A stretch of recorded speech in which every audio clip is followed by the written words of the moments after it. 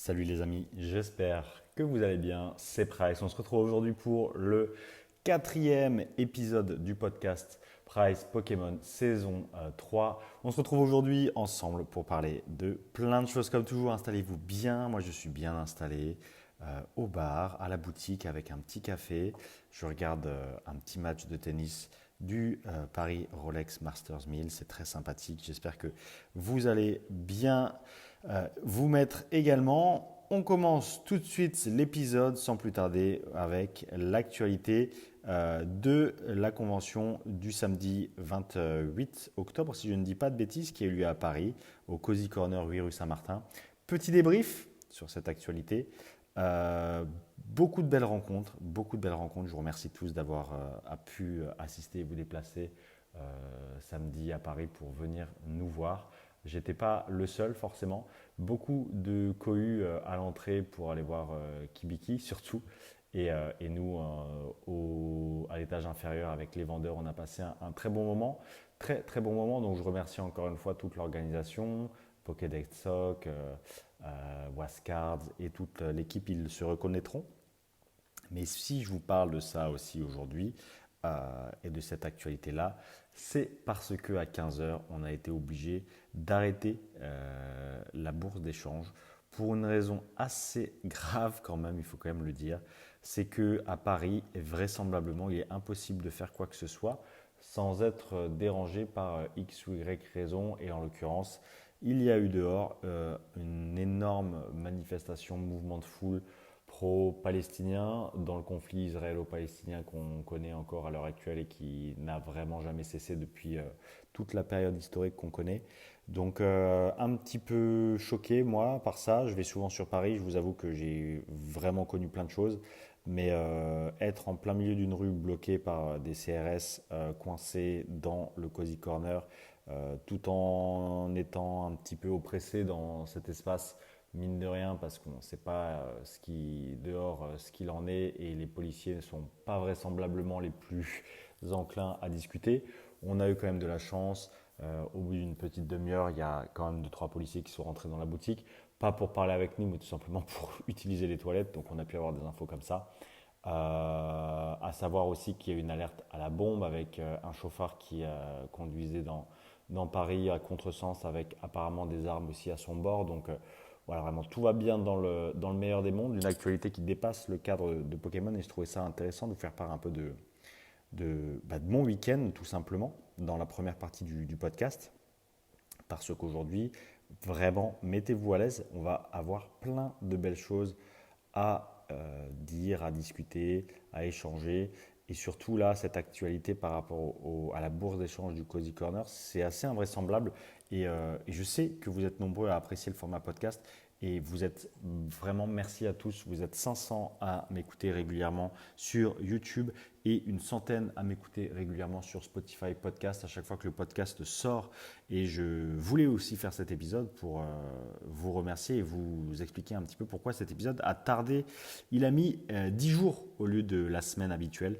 Je vais un peu vous expliquer tout ça. Donc le samedi, effectivement, la petite bourse d'échange au Cozy Corner qui termine mal, même si, encore une fois, je remercie toute l'équipe encadrante, toute l'équipe organisatrice qui a été géniale. Eddie, Steven, ils se reconnaîtront. Et puis les copains, il y avait Rob Collector, il y avait Max Another Time, il y avait les professeurs Shin, il y avait aussi Dams et puis Jérémy, une petite boutique aussi aux alentours de Nice. Il y avait Florian pour sa propre boutique également. Donc c'était sympa. Moi, Pokémo, Kibiki. Non, c'était vraiment un événement exceptionnel. Dommage pour la façon dont ça s'est terminé. Vraiment, c'était ultra, ultra, ultra frustrant. J'avoue que c'était un petit peu spécial pour moi parce qu'en plus j'avais mon véhicule pour transporter toute ma marchandise qui était garée vraiment à l'embranchement de la manifestation. J'avais peur que ça soit caillassé ou… En fait, on ne sait pas quoi. C'est vraiment assez particulier cette sensation et puis d'être dans l'incertitude, confiné comme ça pendant 1 heure et demie, 2 heures à l'intérieur du Cozy Corner en faisant des spéculations parce que il y a eu des brouilleurs de réseau, le réseau a été brouillé, il y a eu pas mal de choses qui ont été mises en place, je suppose, par les forces de l'ordre pour maîtriser les manifestants, manifestations non autorisées, bien entendu. Voilà pourquoi est-ce qu'on en est arrivé là. Plus l'alerte à la bombe, comme je vous ai dit. Donc c'était vraiment assez étrange. Je remercie même les personnes physiques, les amis, les clients, les curieux, les passionnés, les collectionneurs qui sont venus nous voir et qui ont passé un bon moment quand même. Et surtout qui, après l'événement, ont souhaité venir encore à l'intérieur de la bourse d'échange, continuer à échanger, mais la direction a pris la décision tout simplement d'arrêter la bourse d'échange et puis de partir parce qu'à un moment donné, les policiers ont envoyé des gaz lacrymogènes pour séparer la foule. Des manifestants encapuchés et peut-être armés, peut-être mal intentionnés se sont rapatriés dans toutes les boutiques parisiennes qu'ils ont pu trouver pour éviter de souffrir des gaz lacrymogènes. Et il y a des dizaines et des dizaines de personnes qui sont arrivées en furie, en courant, en éclatant la porte du Cozy Corner pour se réfugier. Et c'est à ce moment-là vraiment que l'organisation a pris la décision de tout stopper parce que c'est hors de question d'être responsable du comportement d'une minorité alors que notre seul but c'était de faire une bourse d'échange Pokémon, quoi. Halo, ça se termine en guerre civile alors que nous, le seul truc qu'on voulait faire c'était faire des échanges de cartes. Donc très particulier. En plus, j'ai revu les copains, j'ai revu la boutique Curious Pop, j'ai vu Stéphane, j'ai vu Stéphane Cisaioxy. C'était vraiment, vraiment un super moment et tout a été gâché par l'actualité un petit peu tendue du monde, tout simplement, qui viennent même nous affecter ici en France. Je trouvais ça assez dommage et je voulais vous partager cette anecdote, je voulais vous partager ce week-end et vous faire réfléchir un peu sur tout ça, tout en, bien entendu, ne prenant aucun parti pris, mais simplement pour dire qu'il est temps que tout cela s'arrête et qu'on retrouve un peu de stabilité parce que j'avoue que, et vous allez comprendre pourquoi je parle de stabilité, et que ce soit stabilité sociale, culturelle, économique, dans ce podcast parce que je vais continuer le petit cheminement de ce week-end de scie en passant par les activités du dimanche et du lundi qui ont fait également que je me suis retrouvé complètement coincé pour sortir le podcast. Donc je vais vous expliquer un peu tout ça. Et là, c'est vrai que passer de Pokémon à tout simplement une guerre civile, c'était un petit peu compliqué. Il a fallu faire très attention. Il a fallu que je récupère mon véhicule tant bien que mal, avec les routes barrées, en passant par la piste cyclable pour pouvoir sortir le véhicule, retourner sur la route classique, tout en évitant les poteaux pour ne pas arracher la voiture. Donc c'était un peu un sketch. Et j'avoue que vous parlez de ça, je pense que c'est important. Et vous allez voir pourquoi. Voilà. Bon, en tout cas, ce qui est certain, c'est que le podcast vous plaît et je voulais vous remercier. Et je voulais, comme on a un petit peu ce lien comme ça d'obligation, ou en tout cas gagnant-gagnant, et ce droit de transparence que vous avez et que j'ai envers vous, je vais vous expliquer tout simplement pourquoi est-ce qu'il a mis du retard. Donc le samedi, ce qui était prévu, c'était de terminer la bourse d'échange vers 20h, prendre le véhicule et aller rejoindre des amis à Saint-Lô, là où se tenait une vente aux enchères de chevaux, donc rien à voir avec Pokémon. Et cette vente aux enchères s'appelle la vente aux enchères Nash, qui est assez reconnue dans le domaine des chevaux. Si je vous parle de ça, c'est parce que vraiment, je pense que c'est intéressant et ça peut vous donner aussi des perspectives sur la façon dont on peut utiliser son argent en général pour investir, pour passer des moments un petit peu divers et variés avec des amis dans différentes sphères sociales, dans différentes sphères culturelles. Le domaine équin, c'est un domaine assez particulier que j'adore. Et j'ai la chance d'avoir un très bon ami que j'ai aussi chauffé dans Pokémon maintenant, qui a été cavalier de très haut niveau, qui est toujours cavalier de très haut niveau et avec qui on fait souvent des achats-reventes de chevaux. Et là, en l'occurrence, on a fait notre premier achat et première revente à cette vente aux enchères.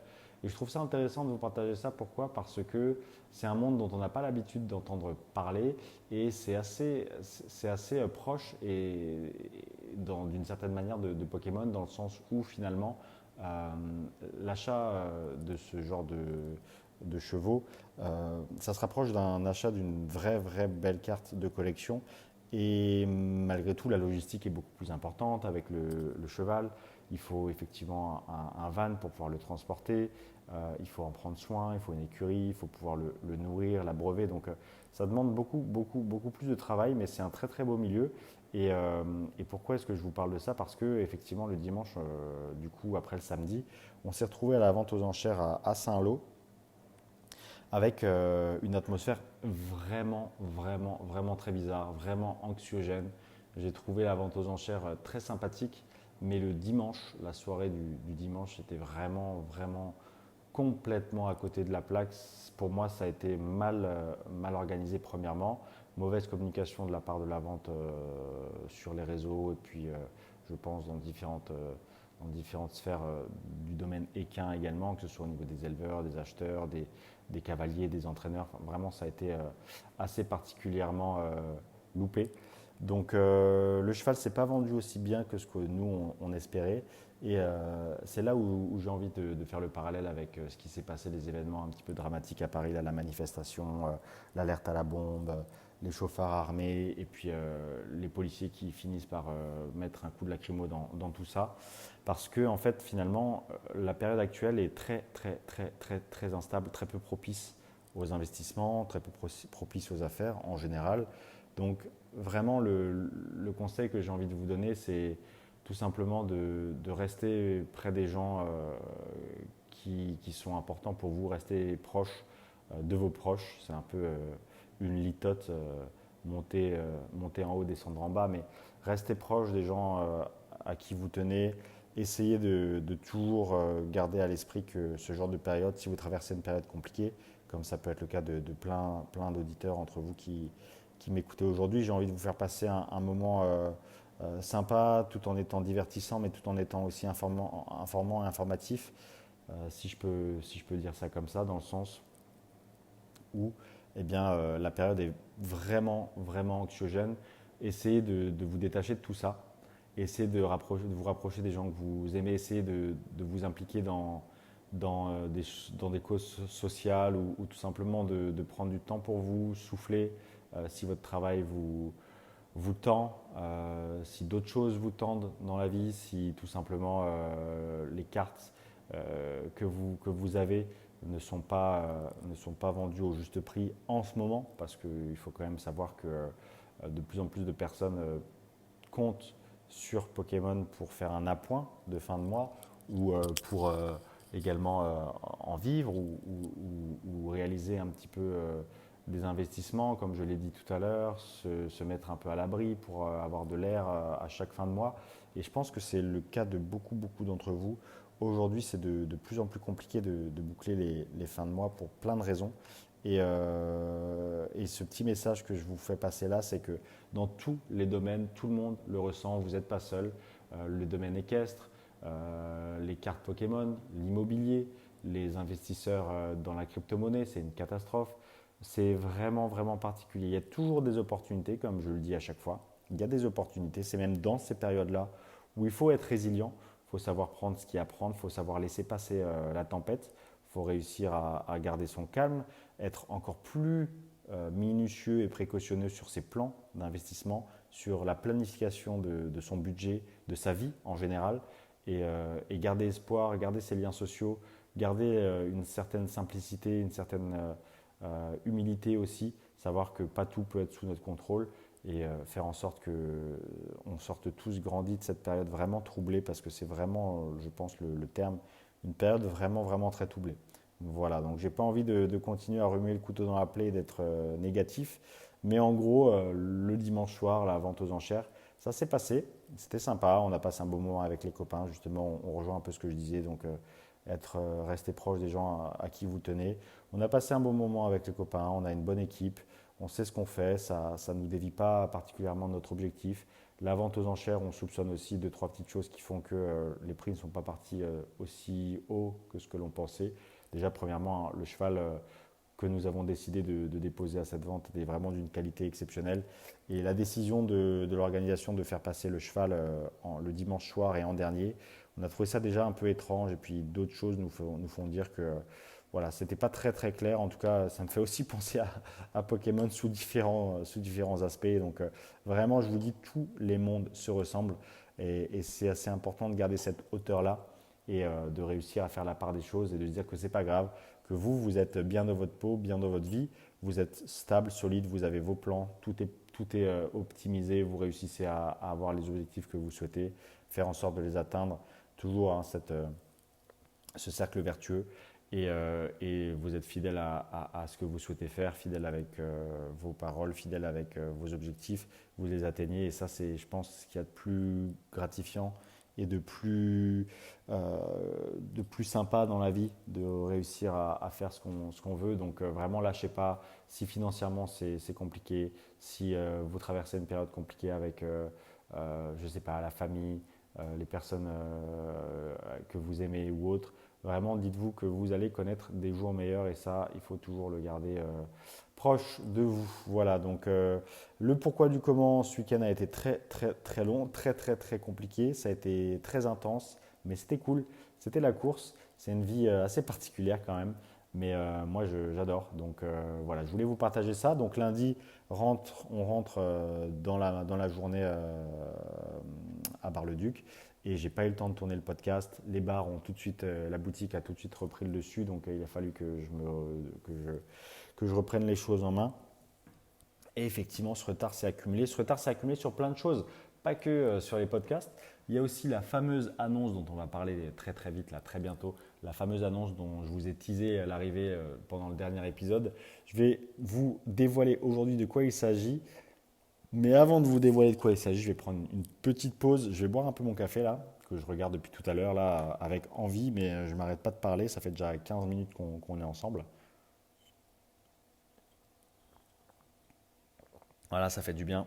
Et c'est direct, c'est du live, c'est du réel, c'est de l'honnête, pas de montage, pas de préparation particulière, que moi qui vous parle et qui vous raconte un peu ma vie. Et j'ai l'impression que ça vous plaît. Et je pense que c'est important de garder aussi cet échange qu'on a sur YouTube avec les commentaires. J'adore vraiment avoir vos commentaires, avoir vos avis, avoir pas mal de vos échanges. Donc vraiment continuez à m'envoyer vos messages sur YouTube. Ça me fait extrêmement plaisir. Et je vais avoir pour une fois, je vais avoir vraiment besoin de votre soutien. Là, avec l'annonce que je vais vous faire, je pense, à la fin du podcast. Mais avant, on va surfer un petit peu sur l'actualité Pokémon. Cette fois, on va retourner à Pokémon avec le réassort au musée Van Gogh, encore lui, des fameux objets dérivés Pokémon Van Gogh. Mais pas de la carte, bien entendu, puisqu'encore une fois, il faut bien nous faire chier jusqu'à la fin et empêcher les gens à petit budget d'avoir les cartes tranquillement. Donc forcément, ça c'est super frustrant. Mais l'actualité, c'est quoi? C'est en ce moment David Lafarge qui est très très très actif et on va regarder ensemble ce qu'il en est et pourquoi est-ce que cette actualité-là est intéressante à débriefer.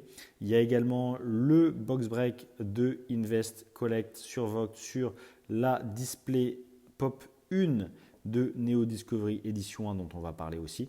Et puis on va tout simplement discuter tranquillement de toutes ces petites choses-là. Premièrement, David Lafarge, comme vous avez pu le voir, et si vous ne l'avez pas vu, vous l'avez l'information ici partagée sur le podcast Price Pokémon, c'est le fameux partenariat avec Blazing Tail, la boutique Blazing Tail, qui est une des boutiques les plus actives en ce moment dans la sphère Pokémon française, une boutique qui propose beaucoup de choses, du vintage, du récent, du diamant et perle, pas mal de diamants et perles parce que ces derniers temps, ils ont fait parler d'eux avec l'achat d'un bolo. Et je les salue d'ailleurs, la boutique Blazing Tail, une bonne équipe qui fait aussi du bon travail, donc c'est important de le souligner. Et du coup, David Lafarge qui s'associe à Blazing Tail pour un partenariat détonnant. David qui continue son emprise sur le Pokémon français après avoir annoncé son partenariat avec SGS, sa propre société de gradation. C'est toujours drôle à lire pour les gens qui ne savent pas comment fonctionnent effectivement les montages de société et le reste. Dans les statuts, c'est pas si évident que ça. Mais bon, comme c'est David, eh ben, ça passe tout seul, je suppose. Et là, pareil, sa nouvelle boutique Blazing Tail. Donc j'ai un avis assez mitigé. Je ne connais pas les dessous de la transaction. Je ne sais pas quelle a été la valorisation des parts sociales pour que David rentre à l'intérieur de l'entreprise. D'ailleurs, on ne voit pas encore son nom dans les papiers de l'entreprise. Vous pouvez aller sur différents sites pour vérifier tout ça. On ne voit pas encore la participation de David Lafarge, donc je suppose que c'est un deal qui est en train de se faire. On a du coup un David qui prend des parts dans une boutique de cartes Pokémon, dans une société de gradation, qui stream également sur différentes plateformes, dont Vogt, et qui en plus de ça, du coup, a une chaîne YouTube assez importante. Donc c'est le business plan parfait. N'oubliez pas les amis, hein, vous êtes le produit, vous êtes la cible. Donc le business plan parfait avec l'acquisition client à travers la chaîne YouTube, le partage de messages commerciaux à travers la chaîne YouTube et l'Instagram, la gradation de cartes à travers SGS, l'achat de cartes en box break live sur Vogt, et puis l'achat d'objets récents, d'objets vintage à travers la boutique. Donc c'est un système un petit peu linéaire avec ce canal d'acquisition qui est sa chaîne YouTube, le canal de transformation qui est Instagram Vogt, et puis derrière les à côté avec ces tentacules qui lui permettent d'être présent dans différentes sphères telles que la gradation là, avec SGS et la boutique avec le vintage. Donc c'est très intéressant, un beau modèle de création de valeur à travers différents maillons d'une chaîne de création de valeur, chacun des maillons étant bien entendu liés les uns aux autres. Donc c'est assez intéressant. N'hésitez pas surtout à me dire ce que vous pensez de ça, de sa participation à Blazing Tail, à SGS, et ce qu'il en est un peu de ça. Est-ce que vous trouvez qu'il n'y a pas délit d'initié, c'est-à-dire il est le noteur, l'acheteur et le vendeur des collections, des notes des cartes et du reste? Est-ce qu'il n'y a pas un petit peu conflit d'intérêt aussi à vouloir prendre des participations dans toutes ces entreprises? Forcément, à un moment donné, on reste tous humains, donc de profiter de ces parts sociales dans une entreprise de gradation pour faire grader ses propres cartes et vous les revendre aussi derrière à travers Blazing Tail plus cher, parce que maintenant Blazing Tail a peut-être une nouvelle visibilité aussi, ou directement lui à travers sa chaîne. C'est des questions que je pose là. Encore une fois, aucune véhémence, aucune envers David ou envers Blazing Tail ou envers SGS, qui sont 100% professionnels jusqu'à preuve du contraire avec tous leurs clients classiques. Mais quand il s'agit de David, c'est toujours un petit peu compliqué. Donc quand on réfléchit 2 minutes, c'est des heures de choses dont on peut se poser comme question. Et je pense que c'est important d'avoir quand même l'avis et la transparence par rapport à ça, l'honnêteté, parce que je trouve que c'est parfois un petit peu limite, surtout quand on nous prend pour des jambons en disant que c'est la société de gradation de David ou alors sa propre boutique, alors que c'est bien plus complexe en réalité. Je trouve ça très intéressant à débriefer, c'est un beau cas d'étude et c'est pour ça que je voulais en parler aujourd'hui avec vous. Donc dites-moi ce que vous en pensez, vous, ça m'intéresse. Moi personnellement, vous avez mon avis.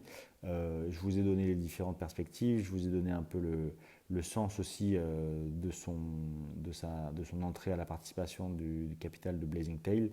Et est-ce que finalement tout ça ne ferait pas partie d'un plan un petit peu plus global du Pokémon Game français qui veut être à l'image de David? Parce que pour faire de l'association, il n'y a pas que la personne qui souhaite rentrer au capital, il y a aussi les personnes qui ouvrent la participation au capital.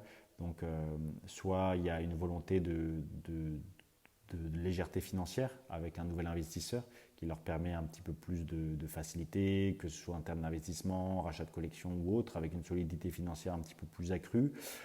Ou si on voit le verre à moitié vide, est-ce que c'est pas parce que SGS et puis Blazing Tail ont des soucis en termes de soit de chiffre d'affaires, soit de business, et donc leur volonté de vouloir un petit peu ouvrir leur capital à différents investisseurs, c'est parce que, eh bien, à l'heure actuelle, effectivement, il y a des petites difficultés financières et on ne peut pas leur en vouloir, je vous l'ai dit, hein, l'économie est ce qu'elle est, c'est très compliqué en ce moment. Donc franchement, c'est pas du tout, encore une fois, une critique, c'est juste une analyse, on peut se poser la question et je trouve ça très intéressant de savoir quel est le vrai du faux là-dedans. Et je pense que ça manque un peu de transparence, c'est mon avis. Mais quoi qu'il arrive, je trouve que c'est un partenariat qui est intéressant. Intéressant parce qu'encore une fois, beau cas d'études, on peut en discuter en long, en large, en travers, on peut spéculer, on n'est pas dans les petits papiers. Là, pour le coup, vraiment, souvent j'ai des infos, souvent je suis proche des gens, plus ou moins. Mais depuis que David Lafarge reprend une certaine ampleur dans Pokémon, et depuis que de nouvelles boutiques émergent, parce qu'il faut savoir qu'avant les acteurs majoritaires ne sont pas ceux qui sont acteurs majoritaires de Pokémon aujourd'hui, il faut se réinventer, même moi, il faut continuer à développer son réseau, rencontrer des gens, discuter, échanger. Et là, j'ai vraiment zéro information, donc je trouve ça assez intéressant, même pour moi, en tant qu'analyste pur et dur, d'essayer de trouver les raisons. Est-ce que c'est un mélange de besoins financiers, parce que effectivement les affaires sont dures? Est-ce que c'est un mélange de coûts de marketing, coûts de communication, pour développer le chiffre d'affaires, tout en voulant garder un peu cet aspect euh, cet aspect boutique ou alors entreprise de gradation de David pour encore une fois le buzz ou la communication. Moi, je pense que c'est à double tranchant. En tout cas, si j'étais, moi, je suis moi-même chef d'entreprise, moi-même des participations dans des entreprises, j'ai moi-même des associés, on se pose des questions aussi parfois, on a nous-mêmes des projets. Ça ne vaut pas forcément la peine de s'associer avec tout le monde et je pense qu'il y a des raisons derrière. Et à part le développement du chiffre d'affaires et effectivement un nouvel apport pour permettre d'avoir une liberté financière un petit peu plus grande dans l'entreprise, je ne vois pas. Blazing Tail, vraiment, je ne vois pas l'intérêt à part ça. SGS, encore, je peux comprendre parce que je sais que ce n'était pas forcément toujours évident et qu'il a fallu vraiment un coup de com', je suppose encore une fois, hein, attention, hein, prenez pas ce que je dis pour des vérités. Je suppose qu'il a fallu à un moment donné mettre le pied à l'étrier pour accélérer un peu le développement de la société, faire plus de chiffre d'affaires, être plus connu, développer. Ça, je peux le comprendre. Mais Blazing Tail, j'avais l'impression que ça marchait. Peut-être que je me trompe aussi, hein, peut-être que ça marchait moins que ce qu'on peut croire, je ne sais pas. En tout cas, ce qui est certain, c'est qu'en France, c'est de plus en plus compliqué d'entreprendre. Et plus on est, et plus c'est évident de s'associer pour diviser les frais. Alors, il y a moins à gagner, mais en période troublée comme aujourd'hui, eh bien, ça permet aussi de minimiser les pertes, tout simplement. Voilà, donc vraiment, dites-moi ce que vous en pensez. Moi, ça m'intéresse tout ça. Voilà. Allez, je prends encore une petite gorgée de café avant de passer à l'actualité suivante. Voilà, ça fait vraiment du bien, les amis, franchement, d'être avec vous, de discuter de tout ça, j'adore. C'est un format que j'adore, vraiment, je trouve ça passionnant. J'ai beaucoup de retours positifs, même à la bourse d'échange, j'ai rencontré beaucoup d'entre vous. Vous suivez les vidéos, là il y a le podcast qui sort, ensuite il y a le retour de Collectora que je remercie encore pour leur test de pré-grading. J'ai trouvé ça super intéressant, j'ai adoré. Vous suivez la chaîne, vous suivez tout ça, je trouve ça vraiment génial. Le Discord aussi, donc vraiment les amis, c'est un réel plaisir d'être avec vous aujourd'hui. Et vous êtes bien dans l'épisode 4 de la saison 3 du podcast Price Pokémon. Et on continue l'actualité avec le Box Break Neo Discovery Edition 1 chez les amis d'Invest Collect, Romain et Vincent. Ça va être la folie. C'est le 11 novembre. Si vous n'avez pas bloqué votre 11 novembre pour voir ça, faites-le tout de suite. Moi, je serai sur place. J'ai trop hâte. Pareil, on peut spéculer pourquoi est-ce que la display est ouverte, pourquoi est-ce que aujourd'hui eh bien, ce genre d'objet est tellement rare que ça aurait pu avoir aussi sa place dans un musée et tout simplement pay for itself comme ils disent les Américains avec de la location ou tout simplement de la billetterie pour que les gens viennent voir l'objet en lui-même ou de la location, hein. C'est vraiment un objet assez unique, assez incroyable. La louer à des événements, la louer en tant que pièce de musée dans une exposition par exemple. Enfin vraiment je trouvais ça super intéressant comme business model. Mais non, il décide de l'ouvrir. Voilà, donc c'est un choix, on va décrypter ça et puis on va voir ce que vous en pensez aussi. Désolé pour le petit bruit de fond, c'était la cafetière du bar qui s'est arrêtée. Voilà. Donc, en ce qui concerne le box break de cette Display Neo Discovery Edition 1, vous allez pouvoir voir des cartes françaises exceptionnelles, c'est le terme. Il n'y a pas d'autre mot, ce sont des cartes qui sont extrêmement compliquées à trouver, tout simplement. On va être sur des populations qui sont faméliques, qui se comptent sur les doigts d'une main en quantité de cartes neuves. Il doit y avoir une dizaine d'exemplaires de cartes neuves bien conservées de la série Neo Discovery au total, avec une population de une ou deux sur PCA et une ou deux sur PSA pour les cartes qui ont déjà été trouvées ou les cartes qui ont été envoyées à grader. Donc vraiment, c'est quelque chose d'exceptionnel. On va parler un peu du contexte. Neo Discovery, la série qui a été imprimée avec le plus faible tirage, en témoignent les decks, le deck Capoeira et le deck Mentali Psycho qui est juste introuvable. Et donc Neo Discovery, une série pleine de mystères qui nous passionne tous, surtout les personnes comme nous qui sont à fond dans Pokémon et depuis des années. C'est une série un peu mystique, mythique, et que moi j'adore, c'est ma série préférée. Il n'y a pas du tout de discussion, de débat là-dessus. Donc voilà pourquoi je pensais que cette display-là ne serait jamais ouverte, mais Romain a pris le contre-pied. Il décide de l'ouvrir. Alors pourquoi est-ce qu'il décide de l'ouvrir? Il décide de l'ouvrir, je pense, premièrement parce que il a atteint un certain niveau de collection.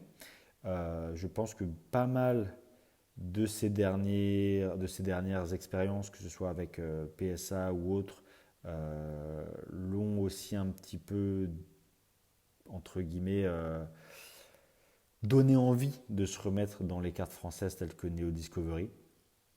Parce que finalement, on pense que sa collection est neuve, ou en fait pas forcément, et en fait il y a ci, et en fait il y a ça, et donc ça relance la chasse, mais on n'a pas vraiment le temps parce qu'on a sa boutique, donc en fait on a cette opportunité-là d'avoir la chance de posséder un objet incroyable. Euh, Peut-être aussi parce que cet objet lui appartient désormais. Il faut savoir que c'est un objet qui a coûté un peu d'argent et donc c'est pas forcément évident. Comme moi avec avec la collection Néo Révélation, je vous avais fait une vidéo pour vous partager cette collection.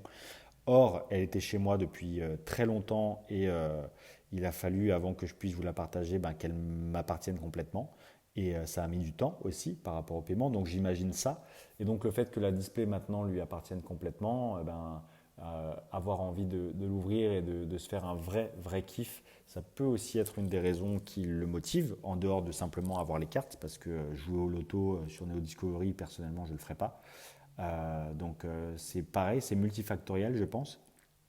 Surtout que jouer au loto avec Neo Discovery, si sur les 12 boosters, il y a deux Arbis, un Tarpo, un Tartare, un Magnéti, un Malos, un Yanma et j'en passe. S'il n'y a pas de Noctali, pas de Mentali, pas de Tyrannosif, pas de Cisaiox, c'est tout à fait possible. Même si c'est très peu probable, c'est possible. Franchement, ça fait un loto à un beau petit ticket d'entrée. Je pense aussi et encore, on n'a pas abordé, il y a eu un long discussion sur le Discord Price Pokémon, petite pub pour le Discord, n'hésitez pas à nous rejoindre. Une longue discussion sur le Discord concernant justement le prix des boosters Neo Discovery Edition 1, parce que du coup, Romain pense aussi pouvoir l'amortir avec la vente des boosters légers, ce que moi je remettrai potentiellement en question, forcément, pour différentes raisons. Surtout, je pense au prix plus ou moins bruit de couloir qui arrive à mes oreilles, ou peut-être qui sont totalement faux, qui viennent de personnes, et je pense d'ailleurs que c'est totalement faux et que ça vient de personne, c'est pour ça que je ne donnerai pas de chiffres.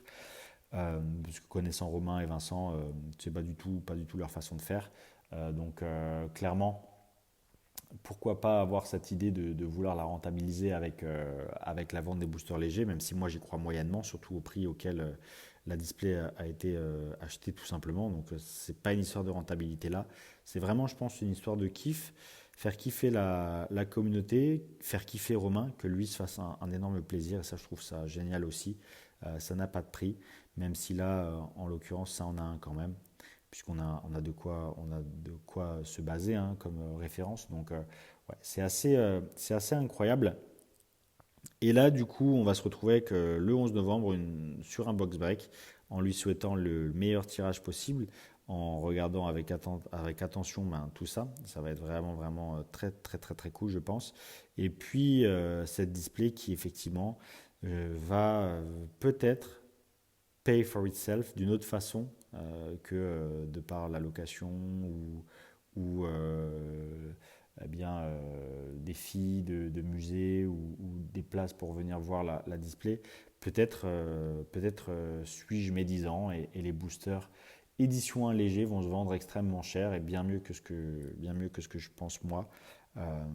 Moi personnellement, je tablerai sur des boosters aux alentours de 3-4 000 euros pièce, 3 000 euros pour les illustrations telles que Xatu ou alors les petites illustrations quoi, de Neo Discovery. Et puis un petit peu plus pour l'illustration Noctali et l'illustration forcément Cisaillux aussi qui est appréciée. Mais l'illustration Xatu, franchement, Xatu et Colorior, j'ai beaucoup de mal à voir des gens payer plus de 3 000 euros pour le booster. Pourquoi je vous parle de ça? Parce qu'il faut savoir que les boosters Neo Genesis édition 1 se vendent aux alentours de 2 000 euros. Voilà, il n'y en a pas beaucoup plus que les boosters Neo Genesis édition 1, les boosters Neo Discovery. Il y a tout d'un coup quand même 24 nouveaux boosters légers qui vont arriver, ou 25 s'il n'y a que 11 boosters lourds. Donc 25 boosters Neo Discovery légers qui vont arriver sur le marché, ce qui est énorme. Il faut vous rendre compte de la valeur potentielle située entre 3 000 et 4 000 euros pièce multipliée par 25. Donc ou 24, c'est gigantesque. Le marché français étant ce qu'il est, je ne parle pas encore une fois des différentes arnaques qui ont eu lieu. Je pense qu'il y a au total 1 500 000 1 500 000 euros, je parle bien d'euros, 1 500 000 euros qui ont été arnaqués et que les gens ont perdu, vraiment perdu dans Pokémon à cause des affaires Mimimi et des affaires Dragon Poké Center. Donc vous avez 1 500 000 euros d'argent perdu, perte sèche, perte nette, qui ne tourne plus dans l'écosystème Pokémon. C'est énorme, ça participe au ralentissement du marché. Bien entendu, ça participe aussi tout simplement à la perte d'acteurs dans Pokémon. Des gens ont pu être dégoûtés, partir, etc. Et donc à l'heure actuelle, je vois vraiment mal des boosters partir au-dessus de 3 000, 4 000 euros pièce, encore une fois. Malgré tout, 24, entre 24 et 25 boosters à ce prix-là, ça reste un investissement massif de la part de collectionneurs, de passionnés. Et j'ai peur que cet investissement massif ne soit pas fait lors de ce box break pour différentes raisons, pour les raisons que j'ai évoquées tout à l'heure par rapport à la bourse d'échange et la conjoncture actuelle, par rapport à la vente des chevaux dont je vous ai évoqué aussi tout à l'heure, le flop tout simplement sur la journée du dimanche. La journée du samedi a été bien meilleure et nous on pensait vraiment passer le cheval la journée du samedi, mais bon, c'est comme ça. Voilà un peu pour les différentes raisons qui me font croire que ça va fonctionner, ça va se vendre, certains boosters vont se vendre, peut-être pas au prix espéré, mais surtout l'immense majorité des boosters ne vont pas réussir à se vendre aussi bien que ce qu'on pourrait croire. Et ça c'est vraiment, je pense, comme tout, la leçon un petit peu globale de cet événement-là, c'est que ça va fonctionner. Mais est-ce que tout va se vendre? C'est toujours la question et je ne pense pas. Je pense que ça va se vendre sur la durée. Voilà, comme la Display Neo Genesis Edition 1, l'histoire se répète. Pour les personnes qui n'étaient pas là en 2019, lorsque la Display Neo Genesis Edition 1 a été ouverte par Romain Chat, Mr. Fuji, il me semble même qu'il y avait Kev Adams, qu'il y avait pas mal de personnes de la communauté en général. Enfin, je veux dire, c'était aussi un bel événement qui a été fait pour la communauté, comme cette box break display Neo Discovery. Eh bien, voilà, ça a été compliqué, très compliqué à vendre, et je pense que ce sera la même chose pour le Neo Discovery, sans lui souhaiter la poisse et en lui souhaitant malgré tout le meilleur parce que c'est des copains et puis parce que ça le mérite. Voilà. Moi personnellement, je ne pourrais pas m'en offrir, tout simplement parce que j'ai fait l'acquisition d'autres choses récemment, et puis aussi parce que les entreprises, parfois, avec la conjoncture actuelle, lorsqu'on est au capital d'une entreprise et qu'elle ne va pas bien, comme un peu ce que je prédisais moi pour les différentes sociétés dans lesquelles David a investi, eh bien, ici aussi, dans l'économie réelle, dans les bars, dans les restaurants, dans plein de choses, c'est pas si évident que ça, pas toujours évident. Et quand vous avez un expert comptable qui vous demande tant ou autre, eh bien, vous pouvez remettre un peu d'argent au capital. Là, c'est ce que j'ai dû faire. Pas grand-chose, mais voilà, il faut le savoir, c'est des choses qui existent, donc forcément, je peux comprendre aussi cette vision des choses lorsque on décide de faire venir des investisseurs dans son entreprise. Donc pour revenir à Romain Chat, je pense honnêtement que la conjoncture n'aide pas et que beaucoup de personnes dans mon cas qui auraient pu avoir le budget aujourd'hui ne l'ont pas et que ce ne sera pas forcément toujours évident. Mais encore une fois, vraiment, vraiment, pour le sacrifice de cet objet qu'il fait et l'ouverture massive qu'il va faire et le kiff qu'il va se faire. J'espère vraiment que ça va payer, que ce soit sur le court terme ou sur le long terme. Voilà. Mais écoutez les amis, ça fait 40 minutes que je parle sans interruption. J'espère que ça vous plaît quand même. J'ai hâte d'être au 11 novembre. Je m'envoie une pensée à moi-même le 11 novembre. Vraiment, je m'envoie à moi-même le kiff. Essaie de ne pas penser à cet objet unique qui va se faire ouvrir, mais plutôt au kiff d'ouvrir les boosters. Voilà, je vais essayer de penser à ça, moi. En tout cas, j'ai hâte de voir ce que ça va donner et on pourra débriefer de ça dans un épisode suivant. Voilà, une fois que ce sera passé. Bon, les amis, troisième partie du podcast. Je vais prendre une petite gorgée. Voilà, faites une petite pause aussi.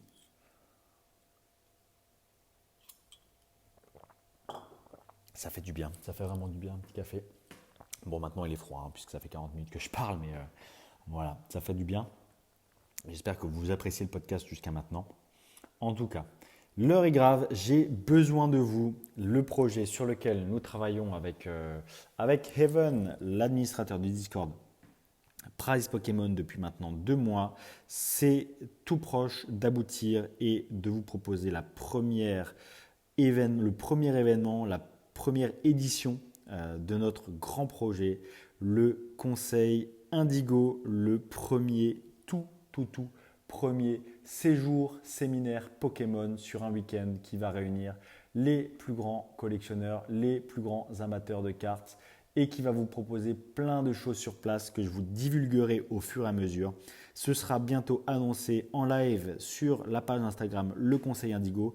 Vraiment, si vous êtes là, si vous avez écouté le podcast jusqu'au bout, vous êtes à la 40e minute, 59e seconde et que vous êtes disponible et que vous avez un compte Instagram, allez tout de suite liker la page du Conseil Indigo. Toutes les informations seront divulguées au fur et à mesure sur la page du Conseil Indigo avec de beaux visuels, des belles explications et plein de détails sur le premier séjour séminaire Pokémon qui va se tenir sur un week-end et qui sera à chaque fois dans des lieux d'exception, à chaque fois avec des personnes d'exception. Vous allez en apprendre vraiment beaucoup sur Pokémon. Si vous souhaitez nous rejoindre, vous allez rencontrer des gens exceptionnels de par leur parcours de collectionneur, de par leur tout simplement expérience de vie en dehors de Pokémon. Ça va vraiment être un événement incroyable qui va réunir les gens les plus agréables, les plus sympathiques de la collection sur place avec, bien entendu, au départ, un petit investissement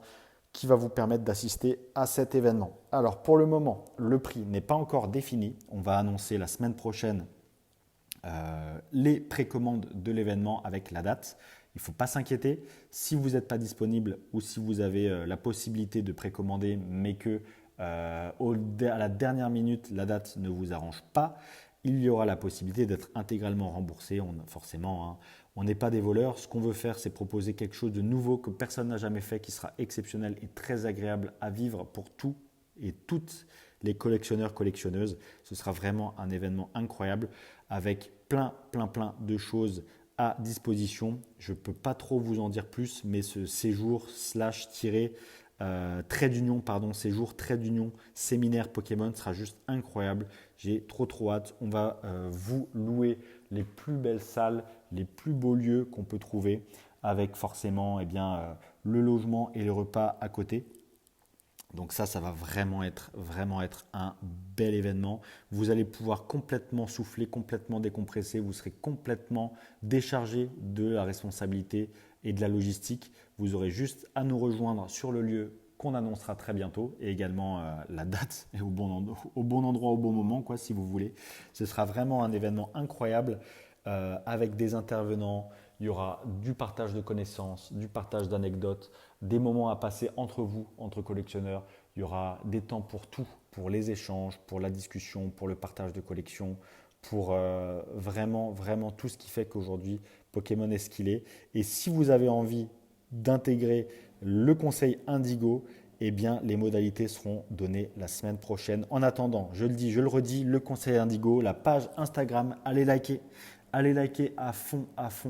Allez vous abonner, allez suivre la page du Conseil Indigo. On va bombarder à mort jusqu'à la semaine prochaine où vous allez avoir les premières publications explicatives avec la date et le prix du prix précommande.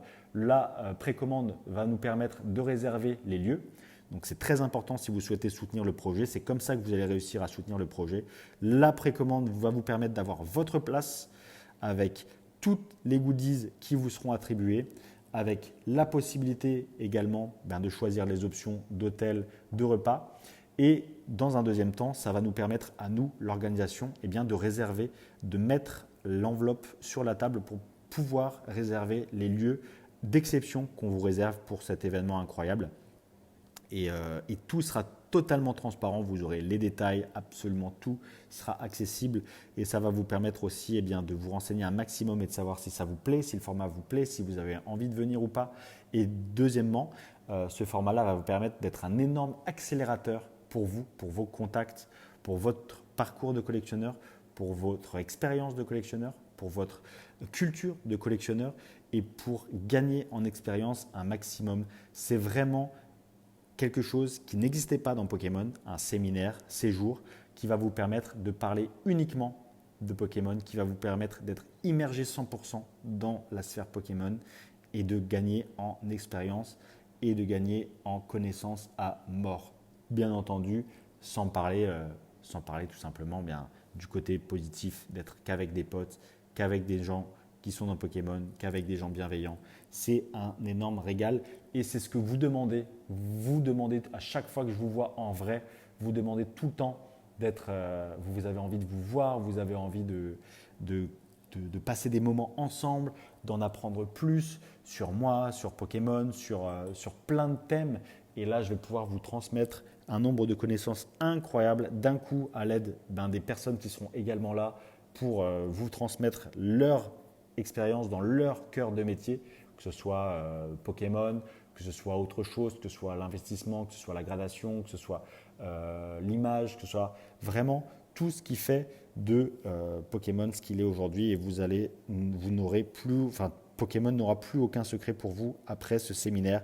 Ça sera le premier événement. Je ne peux pas le survendre trop non plus. Mais en tout cas, ce qui est sûr, c'est que ce sera juste incroyable. J'espère que l'idée, le concept, ça vous hype, que ça vous plaît, que vous comprenez ce que j'ai envie de vous transmettre. Cette idée de rencontre, de passer un moment incroyable, de manger, de bien manger dans un endroit, dans un bel endroit, de passer un super moment entre vous, avec des amis, seuls, en couple. Qu'importe, ce sera vraiment un moment à passer sous les formats qui vous avez envie de voir à l'intérieur de ce séjour séminaire. Donc ce sera un format vraiment tout nouveau que personne n'a jamais fait et j'espère que ça vous plaira, que vous répondrez présent et qu'on aura suffisamment de participants pour pouvoir réserver un très très bel endroit et commencer tout simplement à vous partager un peu au fur et à mesure tout ce qu'on prévoit pour cet événement. Ce sera vraiment génial, ce sera incroyable. Moi vraiment je compte un maximum sur votre soutien, sur les personnes du Discord, sur tout le monde. Vous allez pouvoir vraiment être immergé dans un environnement 100% Pokémon et je peux vous dire que si vous ne l'avez encore jamais fait, vous allez vraiment vraiment kiffer si c'est la première fois que ça vous arrive. Voilà.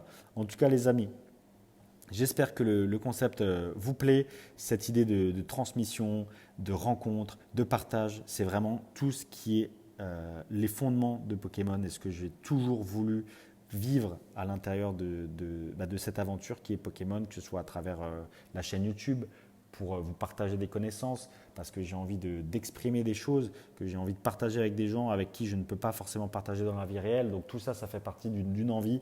Et le conseil Indigo, ça englobe et ça représente tout ce que j'avais envie de réaliser dans Pokémon. Vraiment, j'espère que ça vous plaira. Il y a plein de surprises qui vont arriver. Ça va être juste incroyable. Voilà les amis. En tout cas, ce qui est sûr, c'est que vous allez passer un moment incroyable. J'ai trop hâte de partager ça avec vous.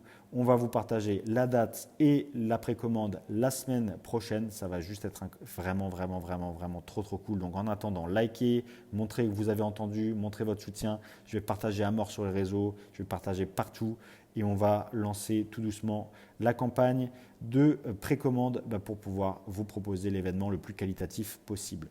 Les amis, merci à tous d'avoir écouté cet épisode numéro 4 de la saison 3 du podcast Price Pokémon. J'espère que ça vous a plu.